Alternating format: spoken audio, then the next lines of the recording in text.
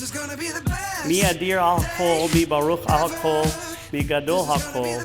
May the one who is supreme in power and blessing and glory bless this Chatan, Andrew, and this Kalat, Lord. I cut your hair when we were juniors in high school while you were sleeping. While he has his flaws, Andrew is a pretty good older brother.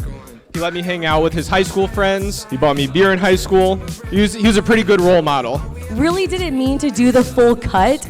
It honestly, like you had been cutting my hair that night and I had the scissors.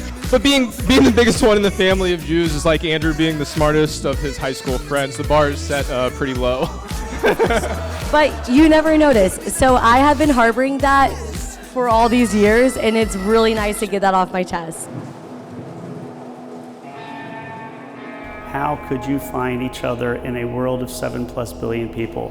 It seems impossible, yet we are here. We are here to celebrate this day with you, and even though it is your day, it is really a day for everyone here. We all came here to celebrate with you, but we've come to know you, consider you friend, and now we're blessed to be here under this chuppah. I like it. I think it looks good.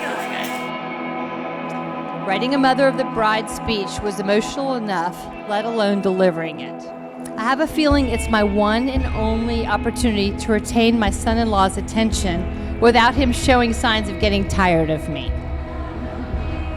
I always like to bring a little of the Kabbalah, the Jewish mysticism, into this. And there's a belief that we are each born with two souls. And it's not till we come out of the womb that our souls are divided. The soul may be coming out at the same time, but it's not until we get into this chuppah that the two souls that have gone to two different people come back in here and are now aligned as one. And we are watching the glow of your souls returning to each other. We call it Besheret. It was meant to be. It was always meant that you would find each other from before the day you were born. There isn't enough space on this card for me to truly convey how much you mean to me, so I'll be brief and to the point. Andrew, holy shit, it's happening. And I cannot be any happier. I believe we are meant for each other. You make me a better person. My life is complete with you by my side. I can't wait to do life with you. I thought I was going to be a mess this weekend, but I think just knowing that this is all happening with you has made me so calm. That's about us. You look great.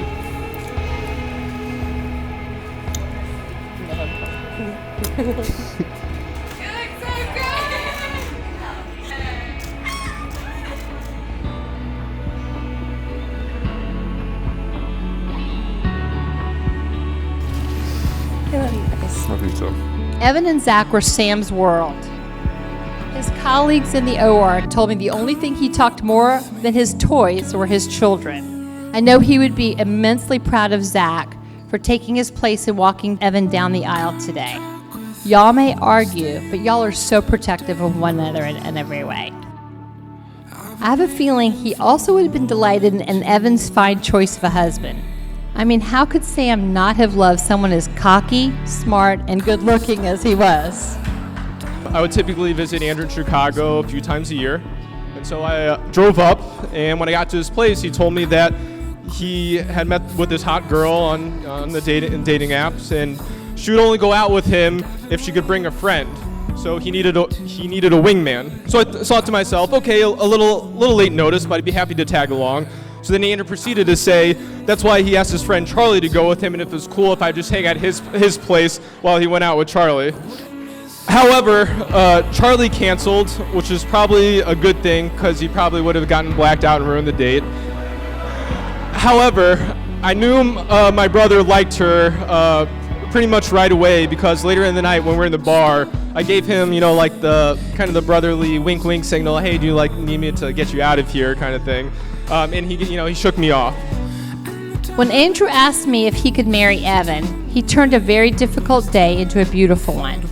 It was the anniversary of Sam's passing, and I received a text which read, I need to talk to you. I'd like to think that he got something out of the session. Even so, he seemed very relieved when our time was up, and he could walk out of my office knowing he had my full blessing. I knew finally she found someone that fully knew her fully loved her and would truly appreciate her the way that we all do. I love you forever. Let's do this shit. It's Daddy. You're going to have joyous celebrations with family and friends, but a long marriage cannot help but having difficult moments. And it's the understanding when you stand under here, it's not just to celebrate with each other, it's to be there when times are difficult. It is to understand when I need to uplift and when I need to comfort. It's to understand when I need to be next to you and when do I need to give you a little distance. It's understanding I'm having a difficult moment or I'm having a great one. And that you too, even though you're very young, you understand this. A month later, on what would have been Sam's birthday, I received a FaceTime call from the excited pair, telling me Andrew had popped the question that evening. It would have been a little earlier, but Evan had spent some time in disbelief, asking him over and over if he was really serious.